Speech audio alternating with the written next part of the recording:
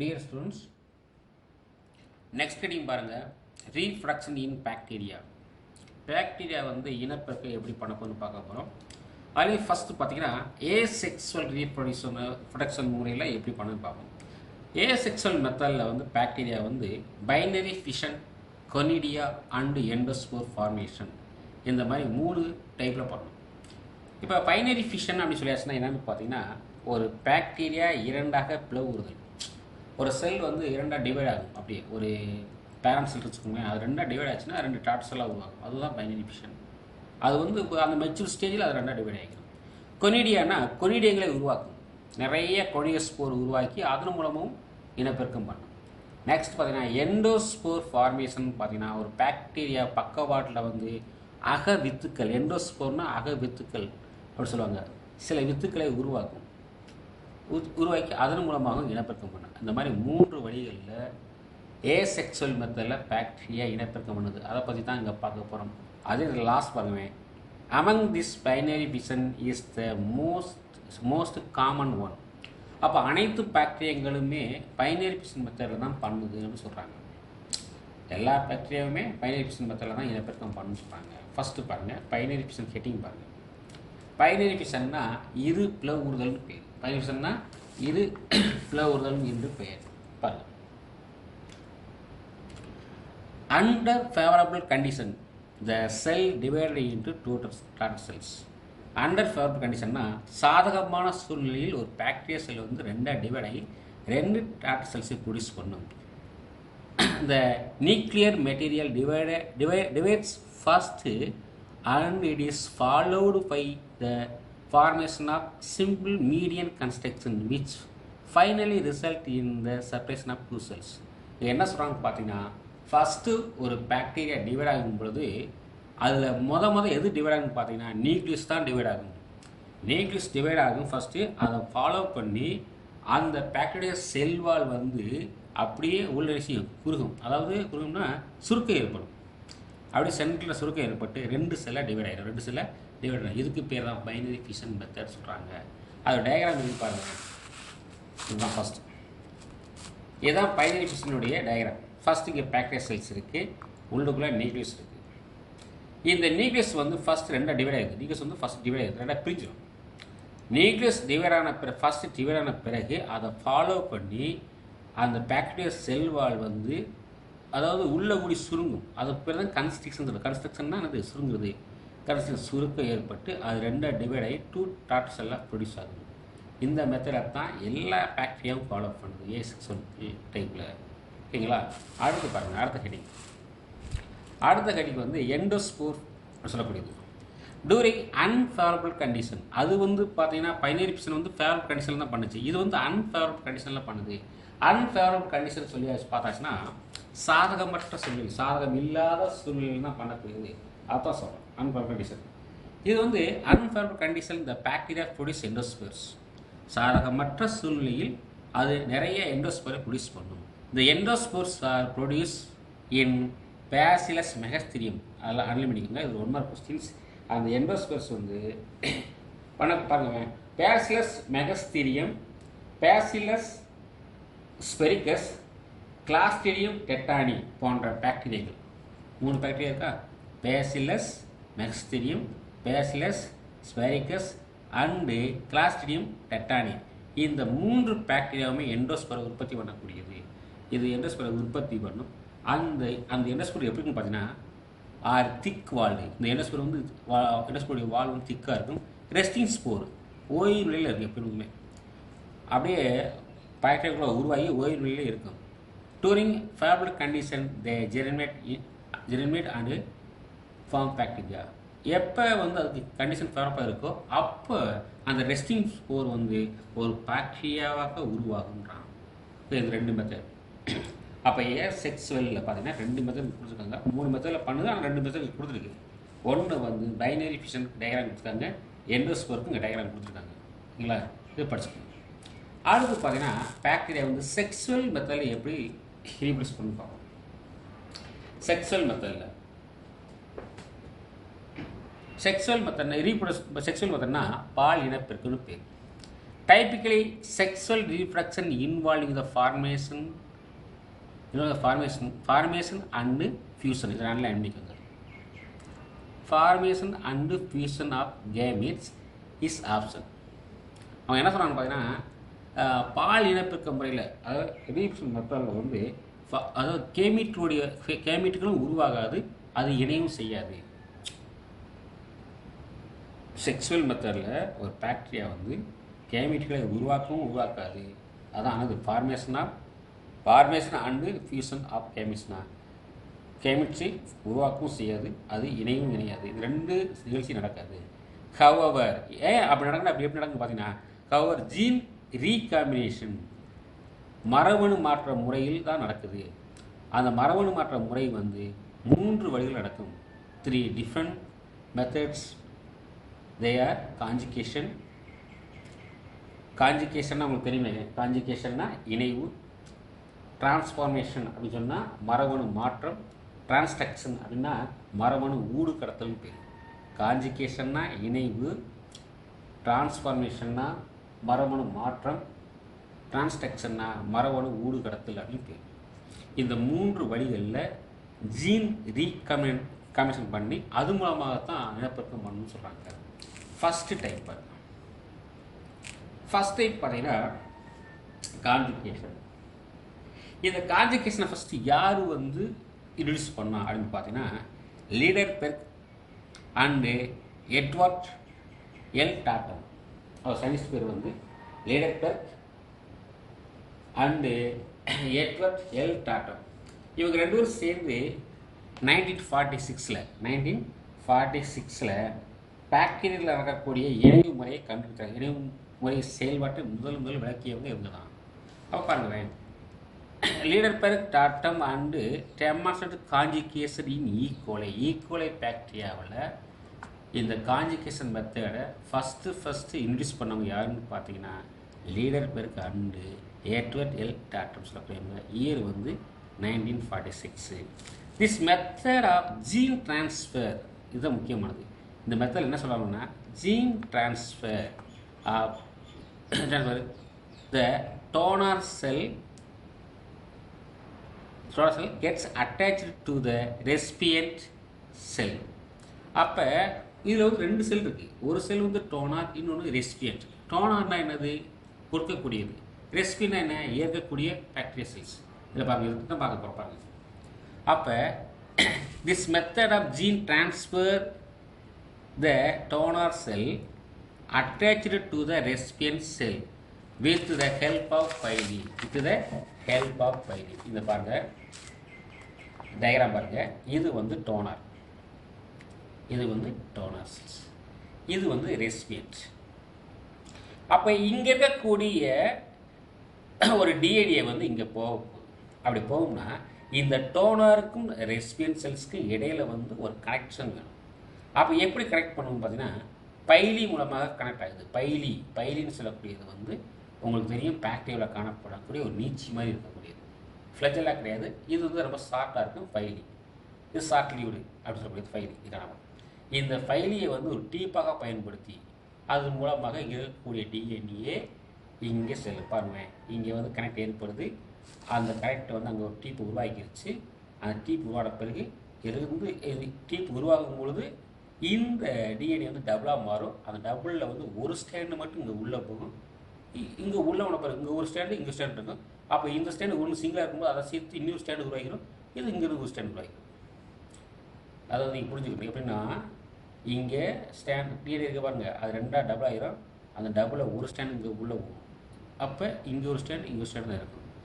இங்கேயும் சிங்கிளாக இருக்கும். பார்த்தீங்கன்னா அந்த சிங்கிள் ஸ்டாண்டு இங்கேயும் டபுள் ஆகும், இங்கேயும் டபுள் ஆகும். அப்புறம் 2 பாக்டீரியா உருவாகிடும். அப்போ இது டோனர், இது ரெசிபியன்ட். இதுதான் சொல்கிறாங்க அவங்க. அதான் அவங்க என்ன சொல்கிறாங்கன்னு பார்த்தீங்கன்னா, ரெசிபியன்ஸ் ஒரு donor cell attached to the cell with the attached to recipient cell with the help of pili. 2 இணைஞ்சிருது. இந்த ஃபைலஸ் க்ரோ இங்கே பாருங்க. இந்த ஃபைலஸ் அட்டாச் பண்ணுது. அந்த pilus grow in the size and form the conjugation tube. அந்த pilus எதாமான்னு பார்த்தீங்கன்னா ஒரு காஞ்சுகேஷன் டீப்பாக மாறிடுது. The plasmid of donor cell which has the F ப்ளஸ்னா என்னது ஃபெர்டிலிட்டி ஃபேக்டர்னு பேர். எஃப் ப்ளஸ்னா ஃபெர்டிலிட்டி ஃபேக்டர் செல்னு பேர். ஓகே, அண்டர் கோர்ஸ் ரிப்ளிகேஷன் அப்படி உள்ள அந்த அது வந்து என்னது undergoes replication only one ரிப்ளிகேஷன்னா அந்த டிஎன்ஏ டபுள் ஆகிருது. Only one strand of DNA is transferred to the recipient cell through the conjugation tube. அப்போ இது என்ன சொல்லுவாங்கன்னு பார்த்தீங்கன்னா, இந்த டிஎன்ஏ டபுள் ஆன பிறகு அந்த கான்ஜுகேஷன் டீப் வழியாக ஒரு ஸ்டாண்டு மட்டும் உள்ளே போயிடும். ஒரு ஸ்டாண்டு மட்டும் உள்ளே போகும் சொல்கிறாங்க. Conjugation deep the recipient completes the structure and double strand DNA by the synthesizing the strand since the strand that complement strand acute the donor figure. அப்போ ரெண்டுமே டபுள் ஸ்டாண்டாக மாறிக்கிறது சொல்கிறாங்க. ரெண்டுமே வருகிறது. இந்த மெத்தடில் என்ன செய்ய முடியும், பாக்டீரியா வந்து இனப்பெருக்கம் பண்ணுது அப்படின்னு சொல்லுவாங்க. இணைவு மெத்தடில். அடுத்து நெக்ஸ்ட் கேள்வி பாருங்க. அடுத்து டிரான்ஸ்ஃபார்மேஷன் சொல்லக்கூடிய கேட்டீங்க. இந்த டிரான்ஸ்ஃபர்மேஷன் சொல்லக்கூடியது பார்த்தீங்கன்னா, டிரான்ஸ்ஃபர்மேஷன்னா மரபணு மாற்றம் சொல்லக்கூடியது. பாருங்களேன்,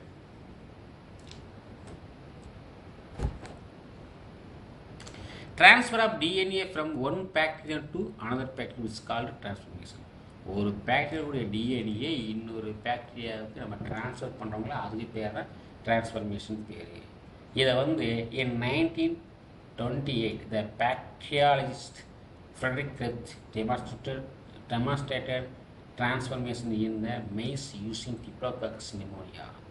அவர் அதாவது இப்போ என்ன சொல்கிறாங்க பார்த்தீங்கன்னா, 1928ஆம் ஆண்டு பாக்டீரியாலஜிஸ்ட் சொல்லக்கூடிய சயின்டிஸ்ட் பேர் வந்து Frederick Griffith. One mark question.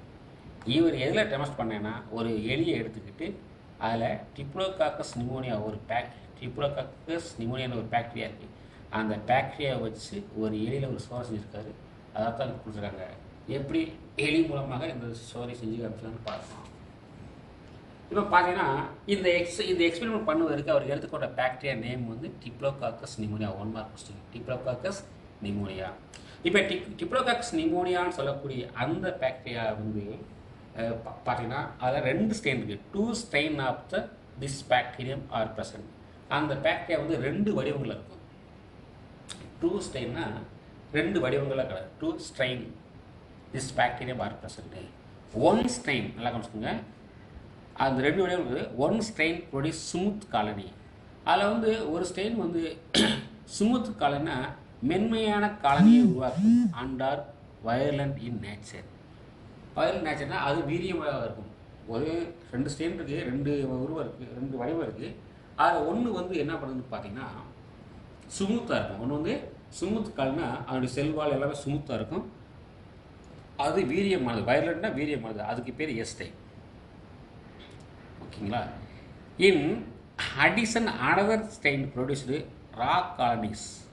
இதனுடைய செல்வால் வந்து சொரசொரப்பாக இருக்கும். இதனுடைய செல்வால் வந்து மென்மையாக இருக்கும். அதாவது டிப்ளோகாக்கஸ் நிமோனியா வந்து 2 டைப்பில் இருக்குது. 2 வடிவங்களில் காணப்படுது. ஒரு ஸ்ட்ரெயினில் வந்து ஸ்மூத்தாக இருக்குன்னா அதனுடைய செல்வால் வந்து மென்மையாக இருக்கும், ஆனால் வீரியமுடையதாக இருக்கும். அதுக்கு பேர் எஸ் டைப். இன்னொன்று வந்து பார்த்தீங்கன்னா ரஃப்பாக இருக்கும். செல்வால் ரஃப்பாக இருக்கும். அது வந்து ஏ வைலண்ட். அதுக்கு பேர் ஆர் டைப்.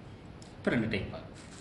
இப்போ பார்க்கணும். when S type cells, இந்த S type மென்மையாக இருப்பாங்க, அந்த S type cells were injected into the மவுஸ்க்குள்ளே வந்து இந்த S type சொல்லக்கூடிய பாக்டீரியாவை உள்ளே செலுத்துகிறாங்க.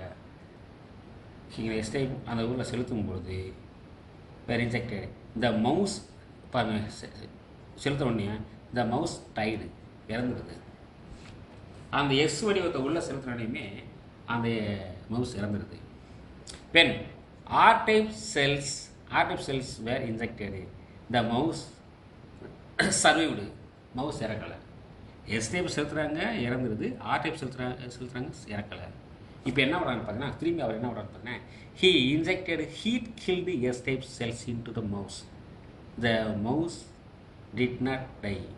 இப்போ S-type அப்படியே செலுத்தினா எலி இறந்துடுது. அந்த S-type ஹீட் பண்ணி செலுத்துகிறாரு, அதனால் மவுஸ் வந்து இறக்கலை. இப்போ என்ன பண்ணலான்னு பார்த்தீங்கன்னா, when the mixture of heat killed S type, heat killedனா ஹீட் பண்ண S typeையும் and R type were injected into the mouse, the mouse died. எப்படி ஆர் டைப்பை செலுத்தினா சாக மாட்டேங்குது, ஹீட் பண்ண எஸ் டைப் செலுத்தினா சாகாது. ஆனால் ரெண்டையும் சேர்த்து செலுத்தும் போது செத்துருது. ஏன் இறங்குதுன்னு பார்த்தீங்கன்னா இந்த இந்த வயலண்ட் ராஸ்டைன், வயலண்ட்னா அந்த வயலண்ட் பாருங்க, இந்த வயலண்ட் ராஸ்டைன், அதாவது வீரியமற்ற ராஸ்டைன்னா என்னது, சொரசொரப்பான அந்த இது அப்படி diplococcus pneumoniae had been transformed into S type செல்ஸாக மாறுது. அப்போ ஹீட் பண்ண எஸ் டைப்பையும் சாதாரண ஆர் டைப் சேர்த்து இருக்கும்போது இந்த ஹீட் பண்ண எஸ் டைப்போடைய டிஎன்ஏ வந்து ஆர் டைப்பை எஸ் டைப்பாக மாற்றிடுது. நல்லா கவனிக்கணும், ஹீட் பண்ண எஸ் டைப்பையும் ஆர் டைப்பும் ஒன்றா மிக்ஸ் பண்ணி ஒரு மவுஸில் செலுத்தும் போது இந்த ஹீட் பண்ணப்பட்ட எஸ் டைப் இருக்கு பாருங்க, அதனுடைய மரபு டிஎன்ஏ இருக்கு பாருங்க, அந்த டிஎன்ஏ ஆர் டைப் டிஎன்ஏ இருக்குல்ல பாருங்க, அதோட சேர்ந்து எஸ் டைப்பாக மாறிடுது, எஸ் டைப்பாக மாற்றிடுது. இப்போ எஸ் டைப்பை மாற்றின உடனேயுமே எஸ் டைப் என்ன செய்யும், எலியை கொண்டுரும். அப்போ எஸ் டைப் மாறி எலி செத்துறது. அப்போ ஹீட் பண்ணதையும் ஆர் டைம் ஒன்றா சேர்த்து எலியில் இன்செக்ட் பண்ணதுனால இந்த ஹீட் பண்ண எஸ் டைப்பு ஆர் டைப்புடைய டிஎன்ஏவை எஸ் டைப்பை மாற்றுறது, எஸ் டைப்பை மாற்றி அதை எடுத்து ட்ரான்ஸ்ஃபார்ம் அதான் சொல்கிறாங்க பாருங்கள். ஆர் டைப் தி பாக்டீரியா இங்கே பாருங்க, தி ஹெரிடிட்டரி மெட்டீரியல் இதுதான் முக்கியமானது. இந்த hereditary material of the heat killed S type cells here transformed R type cells. அப்போ ஹெரிடிட்டரி மெட்டீரியல்னா மரபு பொருள் of heat killed S type வந்து ஆர் டைப்பாக டிரான்ஸ்ஃபார்ம் பண்ணி இருக்கக்கூடிய மரபு பொருள் அப்படியே ஆர் டைப் போயிடுது. இந்த ஆர் டைப் வந்து எஸ்ஸாக மாறதுனால இன்ட்டு வயலண்ட் ஸ்மூத் காலனியாக மாறுது, வயலண்ட் ஸ்மூத் காலனியாக மாறுது.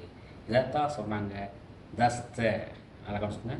thus the phenomenon of changing the character of one strain by transferring DNA of another strain. ஒரு ஸ்ட்ரெயின்லேருந்து இன்னொரு ஸ்ட்ரெயினுக்கு என்ன சில டிஎன்ஏ வந்து ட்ரான்ஸ்ஃபர் ஆகலாம். இதுக்கு பேர் தான் ட்ரான்ஸ்ஃபர்மேஷன். இது வந்து 2 மார்க் கொஸ்டின் கேட்பாங்க, 2 மார்க் கொஸ்டின் சரிங்களா.